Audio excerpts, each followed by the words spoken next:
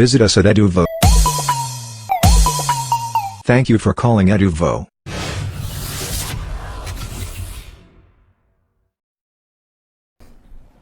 You'll notice that when I carved out my geometry, the floor didn't get carved. Now the reason the floor wasn't carved is because the floor itself is actually a 3D model that's been imported in. If I was to click on it, I can see that it is actually a static mesh actor. So even though this is a simple mesh, it will still work to illustrate the point. I'm going to click on this little magnifying glass next to static mesh, and that's automatically going to take my content browser down the bottom to the asset. I'm then going to double click on it, and I can see, for anyone that missed what I just did, I grabbed on this and I docked it with the top so that it would be part of my main window. You can see that the 3D object is just this. Now, any good looking mesh in the game is going to be a 3D object that's been imported in. You don't really carve things out that are like fine geometry using the geometry tools. So I'm going to give you an example of how that works. But first up, what I want to do is I'm going to click on this button here, which says Show or Hide Sources panel. It's on the left-hand side of your content browser. And that's going to give me the full proper content browser view.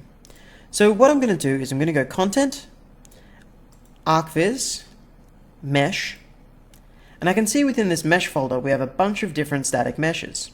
So I'm going to open up this couch. Now first up we have this couch. Now this couch represents a 3D object that's been imported into the game. If I was to click on wireframe mode, you can see that it is very, very dense with a whole bunch of different polygons that have been cut in to get a very nice shape. This isn't the kind of thing that you would make with your standard geometry toolset. I can click collision, and I can see that the couch has some very basic collision. It's got a standard box collision around it, and then it's also got this much tighter collision that is the complex collision. They're differentiated by the colors, and they're used for different purposes. I'll go into them later though. Now over here we have the materials that are being applied to the couch, and if I was to go to this and click the isolate button, highlight button, it's going to show you where that material is being used. This one is being used on the couch surface itself, but you'll notice that there are two materials, and the reason for that is the legs. If I was to click highlight on the legs, you'll notice that this material here is being set to these.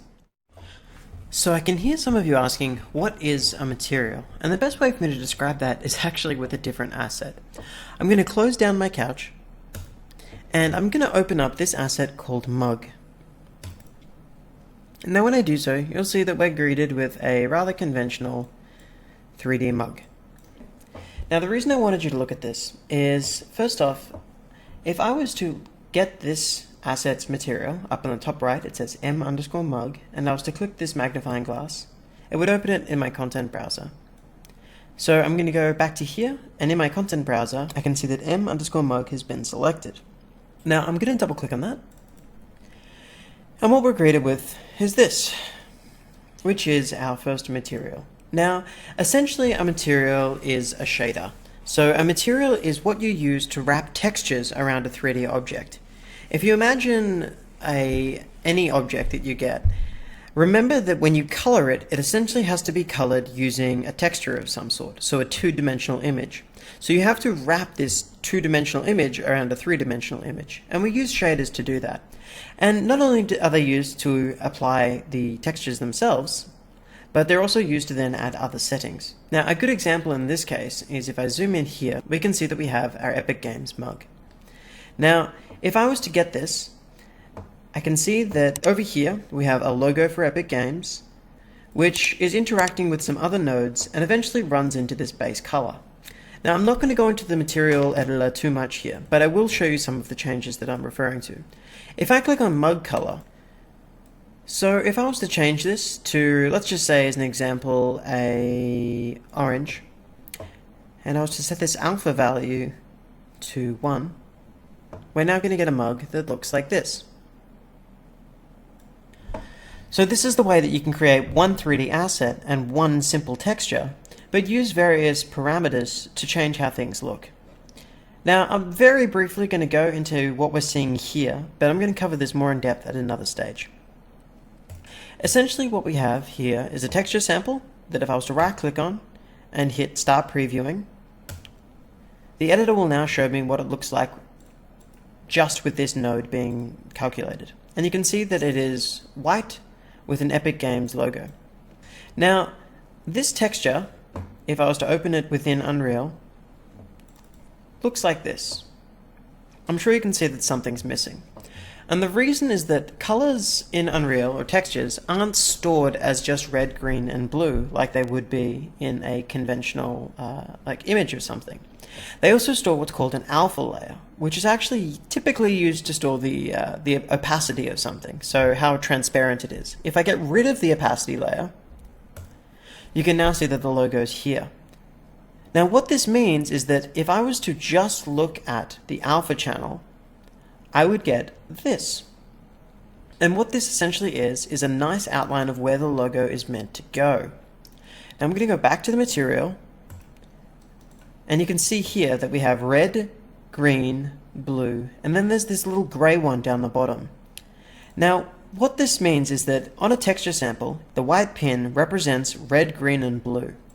The gray pin represents the alpha channel. Essentially what it's saying here is the alpha layer runs into what's called a lerp, or a linear interpolation. And all this does is whenever something is black in the texture that goes into the alpha, make it this thing. Whenever something is white, make it this thing, which essentially combines the colors together to create this. Finally, to get the rest of the look, all that they've done is added some extra parameters to set up a normal map, which is used to create subtle bumps around the surface of the object, or in this case, to round out the object. This is something we're not going to be covering in this tutorial. They're also adding in a texture to calculate the ambient occlusion so that it has some just slight darknesses in the model where these vertices come together, just to create a slightly more realistic effect. Now this, again, isn't stuff that we're really going to cover too much in this initial presentation, but we will cover later. So I'm going to close down my mug asset. I'm not going to save my changes because I'd rather keep the mugs black for the time being.